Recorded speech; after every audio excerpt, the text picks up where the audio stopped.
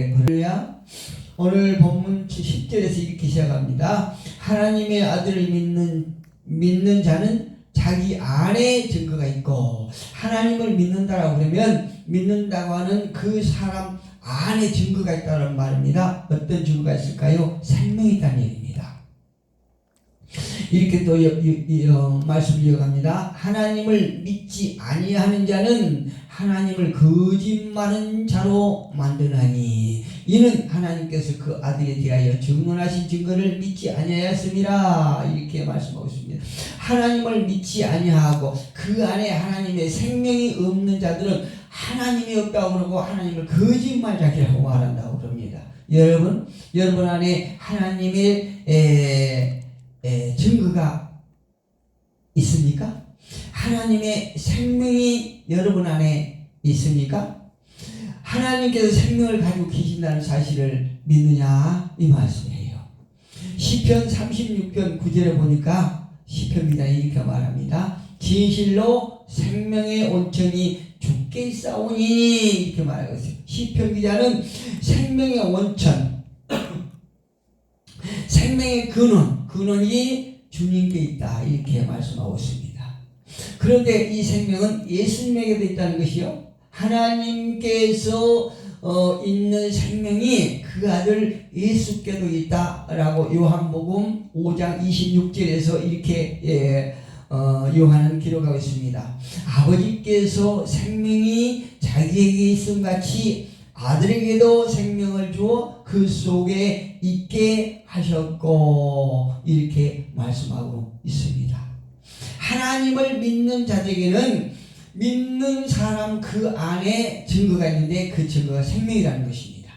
또 하나님께서 보내신 그 아들 예수 그리스도에게도 하나님께서 갖고 계신 그 생명이 예수께도 있는데, 하나님께서 주신 그 생명이 하나님을 믿는 자들 또 예수를 믿는 자들에게도 분명히 있다는 얘기예요. 창세기 1장 26절 28절에 가보면 하나님께서는 태초에 인간 아담을 당신의 형상대로 지으시고 세상을 다스리게 하셨습니다. 그리고 아담은 하나님의 생명으로 생육하고 번성하라, 그리고 세상을 다스리라, 정복하라 이렇게 말씀하세요.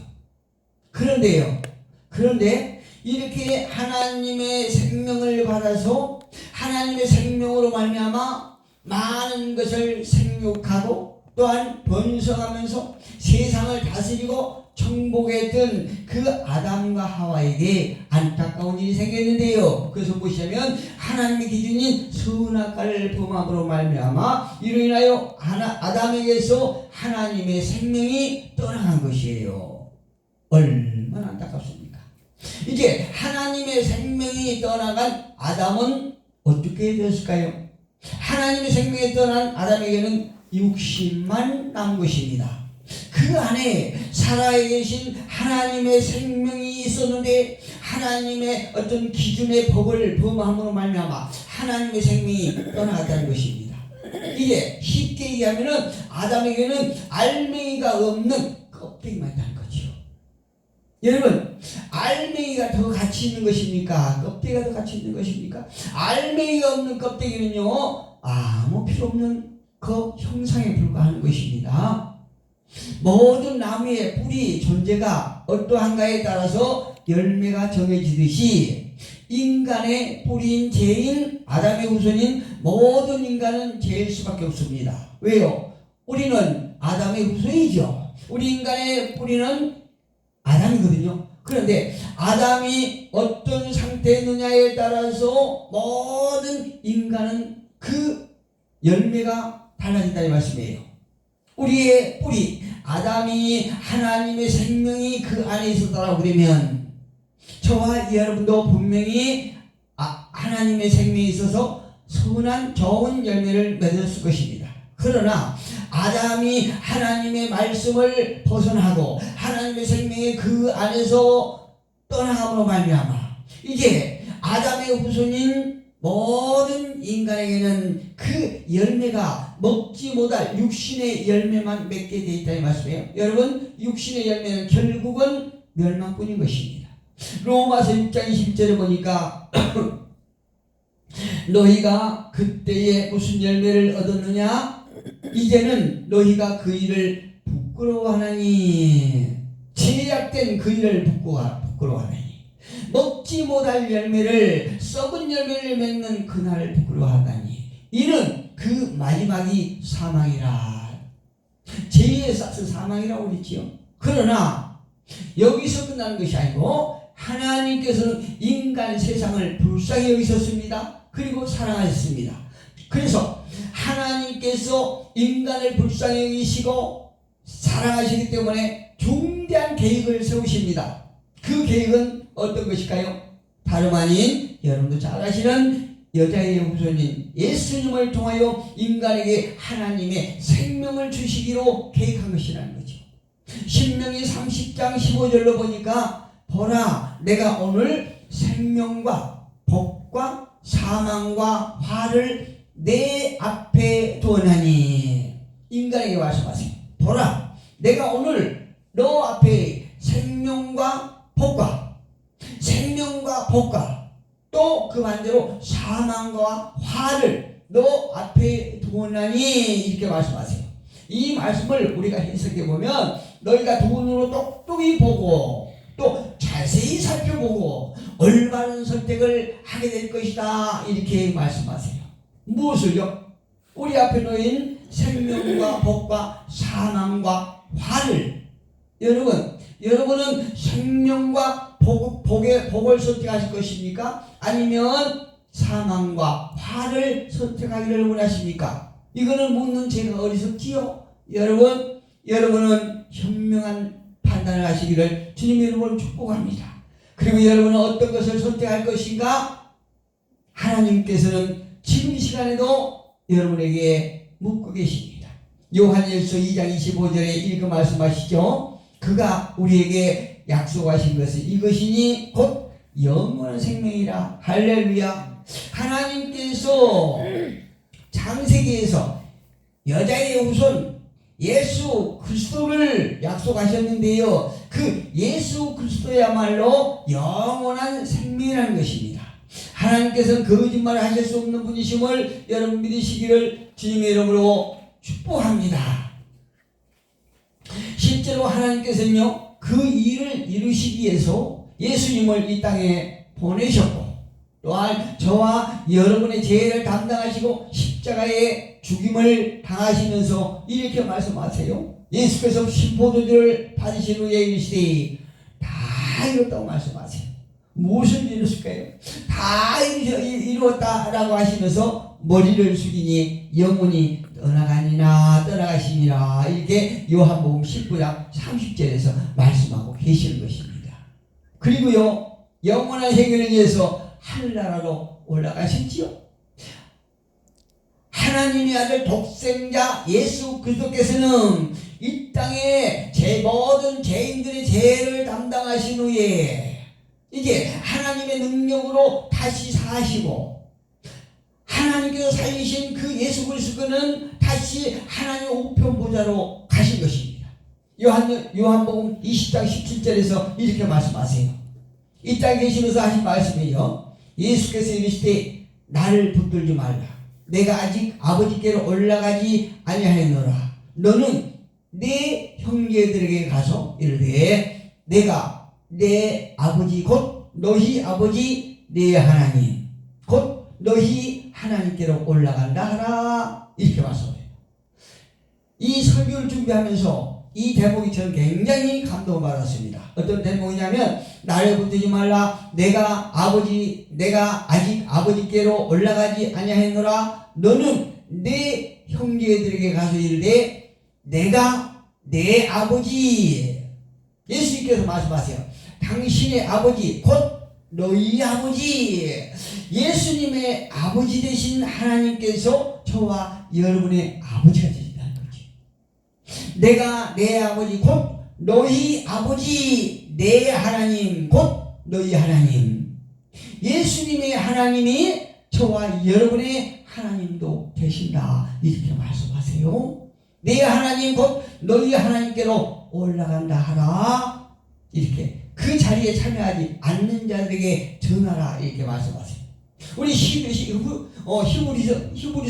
9장 11절에 한번 가봅니다. 히브리서 9장 11절에 가보면 어떤 말씀이 있을까요? 9장 11절에 가보니까 이런 말씀이 있네요. 히브리서 9장 11절로 15절에 가보니까 그리스도께서 장래 좋은 일의 대사장으로 오사 손으로 짓지 아니한 것 곧 이 창조에 속하지 아니한 더 크고 온전한 장막으로 말미암아 염소와 송아지의 피로 하지 아니하고 오직 자기의 피로 영원한 속죄를 이루사 단번에 성소에 들어가게 하셨느니라. 염소와 황소의 피와 및 암송아지의 죄를 부정한 자에게 뿌려 그 육체를 정결하게 하여 거룩하게 하거든. 하물며 영원하신 성령으로 말미암아 흠없는 자기를 하나님께 드린 그리스도의 피가 어찌 너희 양심을 드린 그리스도의 피가 어찌 너희 양심을 죽은 행실에서 깨끗하게 하고 살아계신 하나님을 섬기게 하지 못하겠느냐.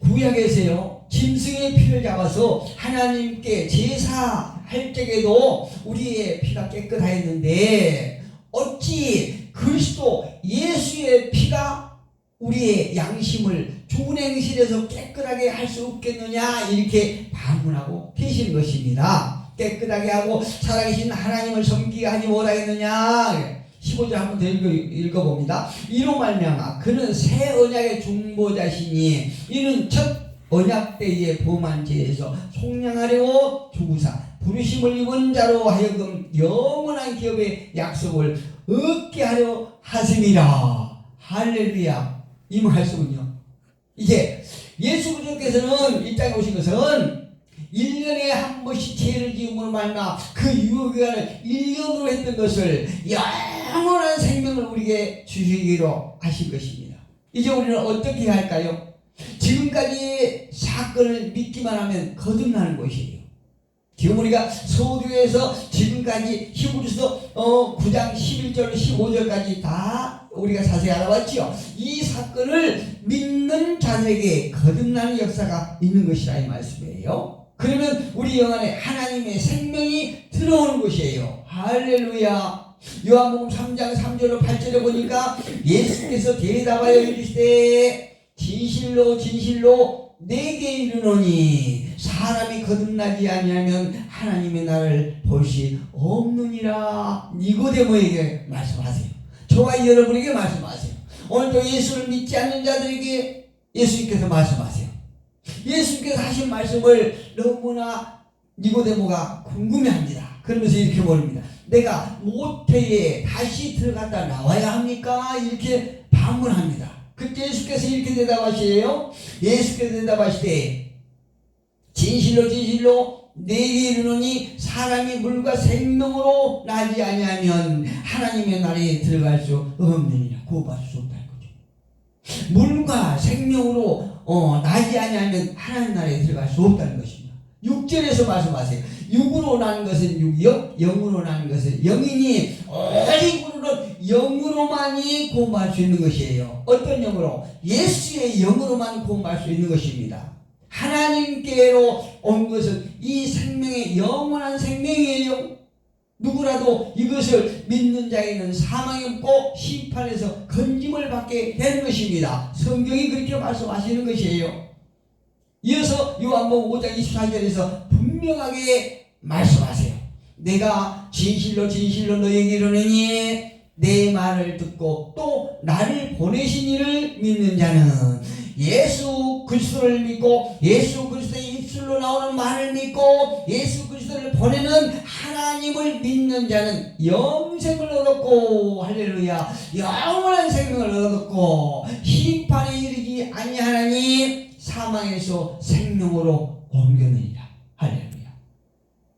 이 말씀을 듣는 모든 자들은 사망에 현재 있는 자들도 있고 이미 사망에서 생명으로 옮긴 자들도 있으리라 생각합니다.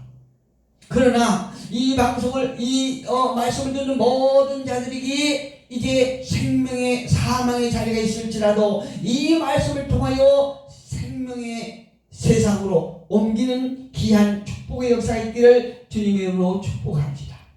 오늘 제가 이 말씀 준비하면서 제목을 하나님의 생명을 가진 자의 삶이라고 제가 정했는데요. 그렇다면 오늘 제목처럼 하나님의 생명을 가진 자의 삶은 어떻게 살면 되겠습니까? 먼저 예수를 믿어야지요.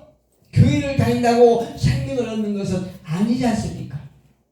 우리가 교회에 와서 찬송을 하고 기도를 한다고 해서 생명을 얻는 것은 아니에요.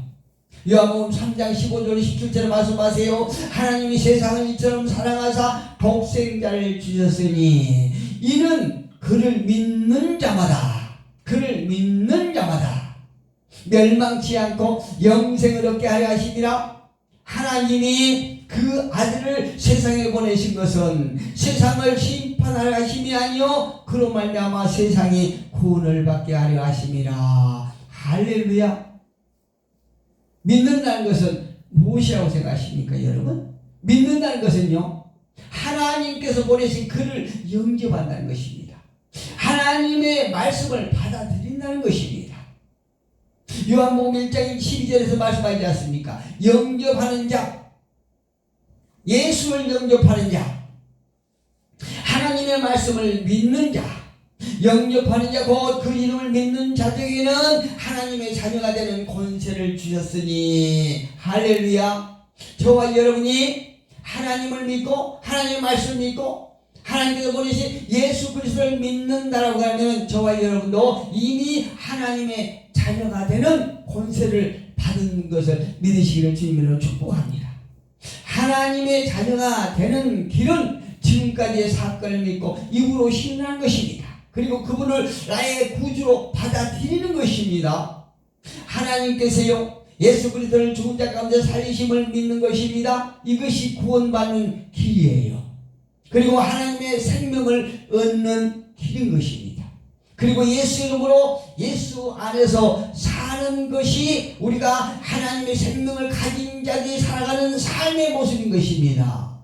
로마서 10장 9절에 보니까요, 내가 만일 내 입으로 예수를 주로 시인하며 또 하나님께서 그를 죽은 자 가운데서 살리신 것을 내 마음에 믿으면 구원을 받으리라. 여러분 마음으로 예수 그리스도를 믿으십니까? 입으로 시인하십시오. 입으로 고백하십시오. 그러면 그런 자는 구원을 받는 것이라고 성경이 말씀하세요. 저와 여러분이 예수를 말할 때 우리 삶에서 예수의 생명이 나타나는 것입니다. 그리고 풍성한 삶이 되는 것입니다. 요한복음 10장 10절에서 도둑이 오는 것은 도둑질하고 죽이고 멸망시키는 것뿐이요 내가 온 것은 양으로 생명을 얻게 하고 더 풍성히 얻게 하려 하는 것이라. 할렐루야. 예수님께서 오시는 것은 죄인이 이 땅의 모든 인간들을 벌하기 위해서 심판하기 위해서 오시는 것이 아니고 이 세상의 모든 죄인들을 구원하시기 위해서 오셨다는 것입니다. 그리고 이 땅에서 더 풍성한 삶을 허락하기 위해서 오셨다는 것입니다. 얼마만큼요? 생명에서 왕노를 할 만큼. 이게 시부지 약간이 아니고요, 생명에서 왕노를 할 수 있도록 그렇게 풍성하게 하셨던 것입니다. 범죄하지 않은 인간은 생육하며 번성하며 세상을 다스리고 정복했던 것입니다. 그리고 이것은 아담 안에 하나님의 생명이 있었기 때문에 가능했던 것입니다. 그렇게 된다면 죄와 유혹에 빠지지 않고 왕노를 하면서 풍성한 삶을 살 수 있을 것입니다. 만약에 안타깝게도 죄를 지었다면 그것은 우리 안에 영이 죄를 지은 것이 아니고 우리의 육체가 죄를 지은 것이에요. 육신이 죄인임을 받아들이고 자백하며 정죄의식에 빠지지 않아야 되는 것입니다. 그리고 이것이 하나님의 생명을 가진 자들이 삶인 것입니다.